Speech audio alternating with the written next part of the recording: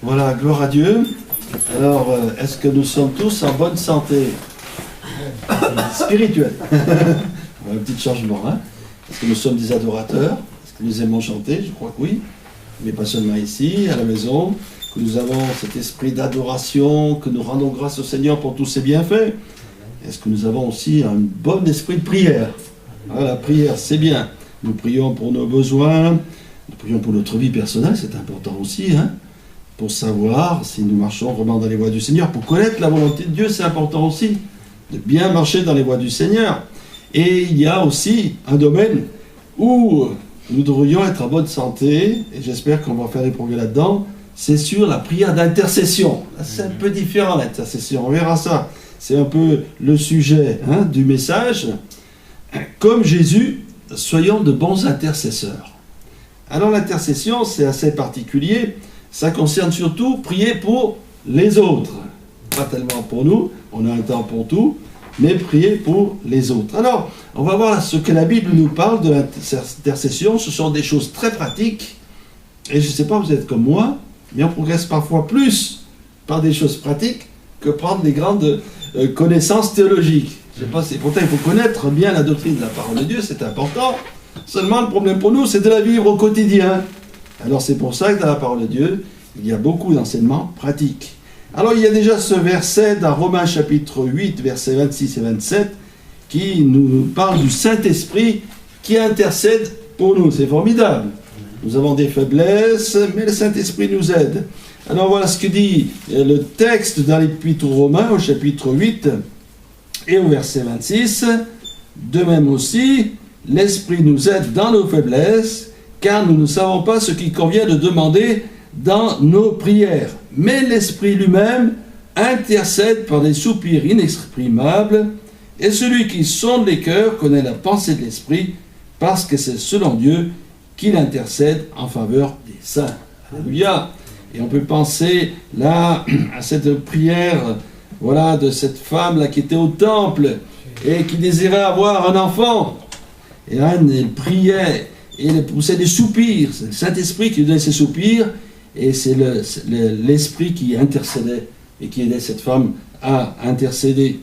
Et donc, nous sommes réjouis de savoir que le Saint-Esprit nous aide à intercéder. Maintenant, nous retrouvons Jésus. Jésus qui va intercéder lui-même. Nous savons que Jésus, il passait beaucoup de temps dans la prière. Alors, je ne sais pas comment il faisait pour faire des longues marches, pour parler à des foules, mais il trouvait le temps, de bon matin ou la nuit, il priait et il intercédait. Et on retrouve ça et surtout il intercède pour nous. Dans Romains chapitre 8 au verset 34, ça aussi on a dit que le Saint-Esprit intercède pour nous, toujours dans l'Épître aux Romains. Et dans Romains 8, 34, ce verset que nous devons bien savoir, connaître, qui nous condamnera? Christ est mort, bien plus, il est ressuscité, il est assis à la droite de Dieu et il intercède pour nous. Amen. Il y a d'autres textes, comme dans Hébreux 7, 25, etc., qui nous confirment cette chose extraordinaire que nous devons vraiment garder pour nous. Jésus intercède pour nous. Nous ne sommes pas seuls dans notre combat. Le Saint-Esprit intercède lorsque nous ne savons pas nous exprimer. Et puis le Seigneur lui-même, de son ciel de gloire, il intercède. D'ailleurs, on le retrouve là dans la Bible, dans le chapitre 17 de Jean, où il prie pour tous les rachetés, non pas pour tout le monde, non pas pour ceux qui ne veulent le refuser, mais pour son peuple, pour ses rachetés. Jésus, il prie et il intercède. Alors ça me tient du courage, parce que je sais que non seulement Jésus est avec moi et avec chacun d'entre nous jusqu'à la fin du monde, mais qu'il prie et qu'il intercède pour moi. J'en suis convaincu. Vous ne savez pas pourquoi? Parce qu'il l'a fait pour Pierre.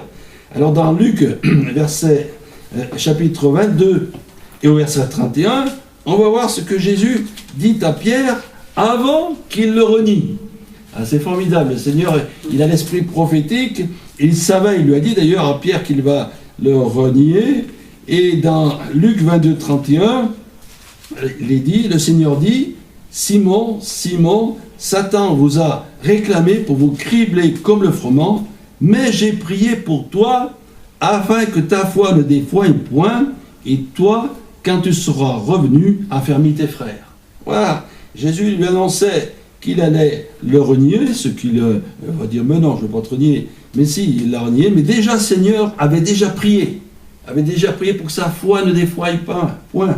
Parce que Pierre, attristé par ce reniement, n'oublions pas qu'il a fait des imprécations, il a juré, il a dit des choses terribles, mais le Seigneur avait déjà prié pour que notre brave apôtre soit relevé. Amen. Alors, si un jour nous sommes vraiment abattus, nous sommes peut-être dans un lieu où personne ne nous connaît, nous sommes vraiment abattus, et puis d'un seul coup, on se relève, on dit, c'est sûrement le Seigneur qui a intercédé pour moi. Il y a peut-être des frères et sœurs qui ont prié, mais c'est sûrement le Seigneur qui intercède. Alors, toutes les fois qu'on se relève d'un découragement, eh bien, rendons grâce au Seigneur.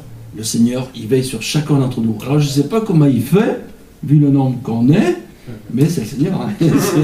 Il nous connaît tous par notre nom, il nous aime et il intercède pour nous. Gloire à Dieu. Et puis, il y a donc ce mot intercession. Alors, j'ai fait une petite recherche, j'ai trouvé une définition qui me paraît pas mal. Il y en a d'autres. Hein. L'intercession, c'est une prière sainte, fervente, faite avec foi et persévérance pour une personne qui a un grand besoin de l'intervention de Dieu. Voilà. Donc c'est une prière. D'abord, c'est pas pour nous. On prie, on intercède pour les autres. Hein. Et c'est une prière sainte, pure, mais fervente aussi. Et on peut voir dans la parole de Dieu, d'ailleurs un exemple dans la parole de Dieu, c'est dans, on le lira au cours de ce message, comment l'Église a prié. Alors, j'ai été un peu embarrassé pour savoir quelles étaient les choses les plus importantes en priorité pour intercéder. Voilà, il y a tellement de choses qu'on doit intercéder. Qu'est-ce qui est primordial? Alors, ça c'est mon choix, et peut-être vous serez d'accord avec moi, j'ai mis intercéder en premier pour notre famille, nos proches et nos amis. Pourquoi? Parce que nous, on est à côté d'eux, et dans nos familles, parfois, on sera les seuls qui pouvons le faire. Et les membres de nos familles, peut-être qu'ils ne verront pas d'autres chrétiens, et ils voient notre vie, on est notre élu. Et c'est donc prioritaire de prier pour nos familles, nos proches et nos amis. Et je pense que chacun de nous a pris à cœur cela. Je ne sais pas, vous, si ça fait une longue liste de prières, pour moi, ça fait une longue liste de prières, la famille. Parce qu'on peut prier comme ça, Seigneur, bénis la famille. Non, moi, je prends les noms. Et puis, je mets parfois un petit événement important. Voilà, prions pour notre famille, pour nos proches et nos amis. Et on peut penser justement à un exemple dans la Bible, une intercession, je ne sais pas si vous voyez de qui je vais parler, de Rahab. Rahab, cette femme prostituée qui a accueilli ces espions qui étaient là pour voir ce qui se passait sur Jéricho et qui a demandé justement, elle a reconnu que ce Dieu de ces espions, c'était l'Éternel et que tout ce peuple, il craignait justement l'Éternel et elle a demandé que sa famille soit épargnée. Vous voyez, elle a intercédé, on peut dire. Elle a intercédé aux espions, eh bien, que sa famille soit épargnée. Et c'est ce qui s'est passé lorsqu'ils ont été sur... le peuple a tourné cette fois autour de la ville, et puis qu'ils ont crié, enfin il y a toutes des événements pour que ces murailles tombent, et eh bien Rahab et sa famille ont été épargnés. Gloire à Dieu. Et il y a un autre exemple concernant maintenant les amis, je pense que si, on peut les mettre en même temps, les amis, hein, les gens proches qu'on connaît. Georges Muller, vous connaissez qui était Georges Muller? Voilà, c'est un homme de foi, et il y a longtemps, il y a 20 ou 30 ans, j'avais lu des livres qui relataient son expérience, son témoignage qui est formidable. Après, des guerres qu'il y a eu nombreuses en Angleterre, il y a eu beaucoup d'orphelins. Donc il y a un homme qui s'appelait Georges Muller, avec tout un groupe de chrétiens, sans parler aux églises, sans en parler à personne, ils se sont mis à prier, et on dit Seigneur, fais quelque chose pour ces orphelins. Et par la prière, ils ont obtenu de grands bâtiments, et ils ont pu héberger des milliers d'enfants, tout par la foi. Voilà. Et non seulement ça, ils ont eu des dons, des grands, on leur a donné des dons, ils étaient même plus importants de ce qu'ils avaient besoin, alors ils ont donné ça pour les missions. Et bien cet homme qui avait une foi extraordinaire, il avait un ami, et pendant 35 ans, il lui a parlé 30 et quelques années de sa foi, et cet ami ne s'est pas converti. Mais il a intercédé toujours pour son ami. Et le jour de son enterrement, devant le cercueil de Georges Muller, cet ami s'est converti.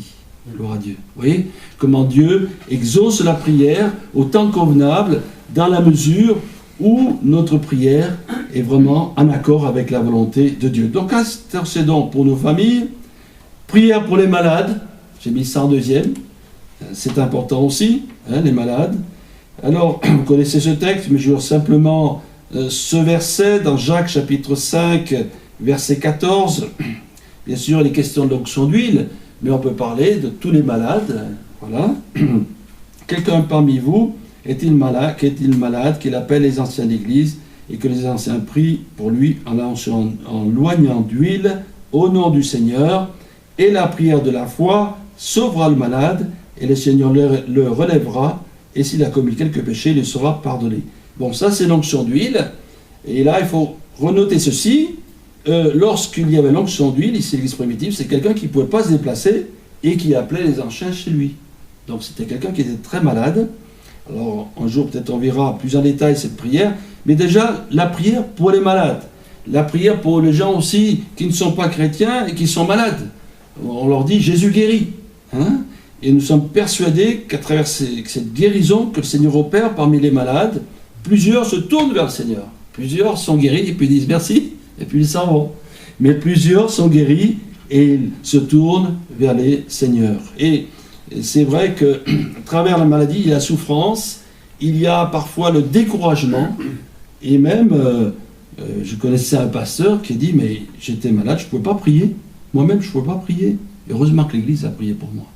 Et nous sommes tous d'accord pour dire que lorsque nous avons été malades ou dans l'affliction, et qu'on a prié pour nous, eh bien, on s'est senti relevé et fortifié. Gloire à Dieu, c'est formidable.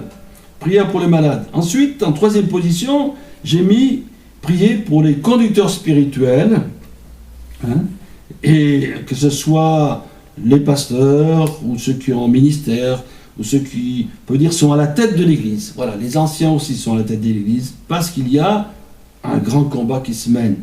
Un grand combat. Et là, on retrouve dans cette prière que je vous avais dit tout à l'heure, dans Actes chapitre 4 et verset 20, c'est l'Église qui va prier pour Pierre. Pierre qui avait été mis en prison, qui miraculeusement a pu sortir de prison par l'intervention de l'ange. Et là, ensuite, l'Église s'est mise à prier, et tous ensemble, ils se sont bien priés. Je lis un extrait de cette prière, au verset 29 du chapitre 4 des Actes des Apôtres.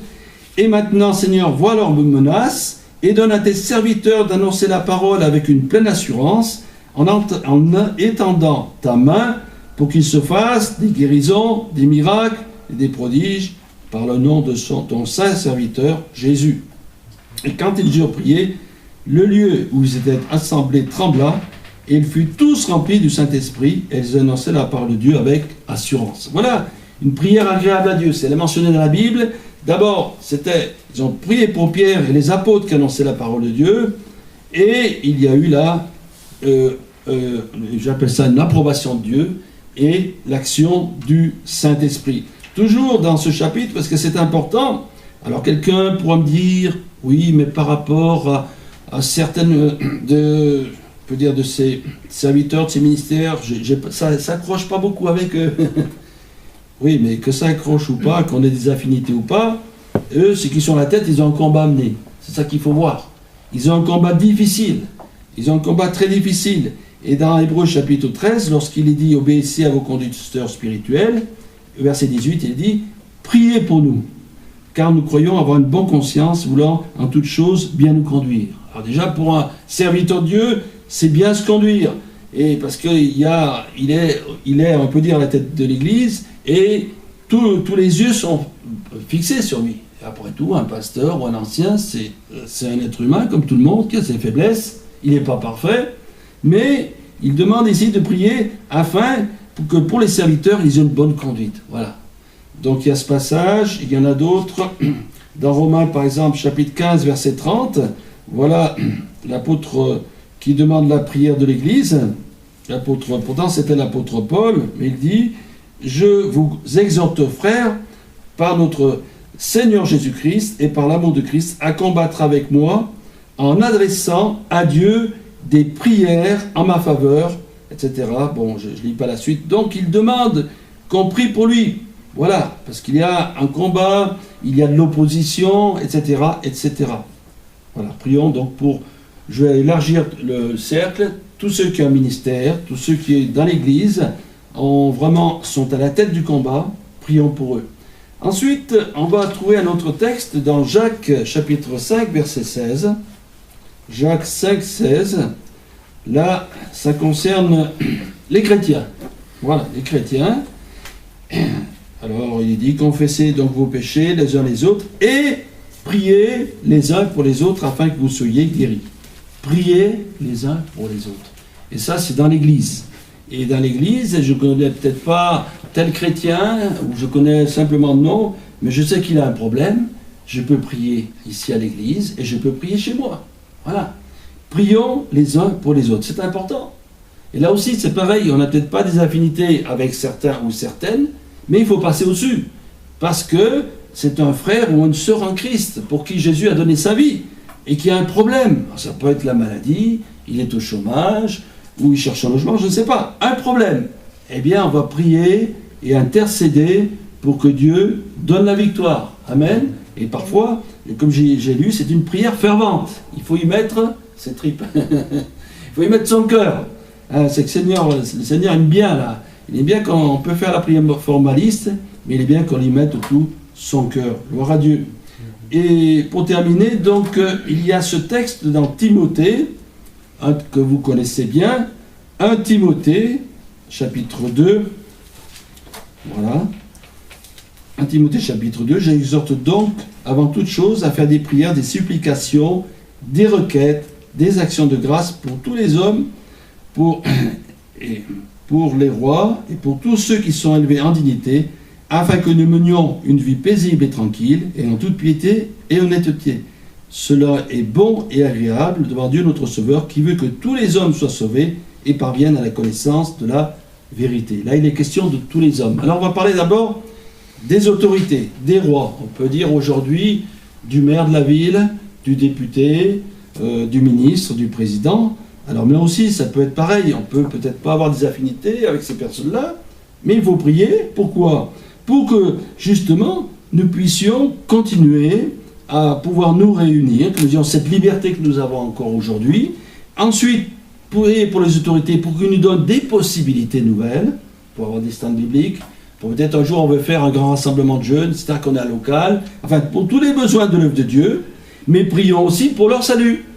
Parce que si une autorité se convertit, elle nous laissera de grandes facilités pour annoncer l'évangile, et ainsi l'œuvre ira de l'avant. Amen. Et puis il est dit donc pour tous les hommes, voilà, alors tous les hommes, toutes les femmes, on rencontre quelqu'un, on lui parle du Seigneur, on peut prier pour lui, on ne sait pas, peut-être c'est peut-être un gangster ou quelqu'un qui a une mauvaise vie, ben on prie pour lui. Qu'est-ce qu'il dit dans la Bible ? Dieu veut que tous les hommes soient sauvés et parviennent à la connaissance de la vérité. Une personne qui vient entendre l'évangile, même si elle ne revient pas, elle a entendu la vérité. Et un jour, elle aura des comptes à rendre à Dieu. Donc c'est important que nous ayons cette largeur d'esprit, largeur du cœur, de dire, cet homme, cette femme a besoin d'entendre l'évangile, au moins une fois. Voilà. Et surtout, qu'elle se convertisse, ça serait beaucoup mieux. Et puis, pour terminer, eh bien, prions pour tous les hommes, et prions pour notre pays. Et là, ça parle du réveil spirituel. Prions pour notre ville, prions pour notre région, prions pour notre France. Et dans l'intercession, vous retrouverez des exemples formidables de petits groupes, des fois 2 ou 3 ou 4, 5 ou 10 personnes qui se sont mis à prier pour leur ville, pour leur village, des mois, des années, qui ont prié des années. Et puis, soudainement, il y a eu un réveil formidable. Ça, c'est l'intercession fervente. Ça, c'est vraiment avoir le cœur pour notre pays, pour notre génération, pour ceux qui sont autour de nous. Amen. Merci Seigneur pour ces quelques paroles que nous avons pu voir dans ton livre saint. Et nous te demandons que tu donnes à notre esprit, à notre âme, le désir d'être des intercesseurs bouillants pour toi, Seigneur, considérant non pas nos intérêts, mais celui de l'œuvre de Dieu et de tous ceux qui ont besoin de ta grâce et de ton intervention. Amen. Amen.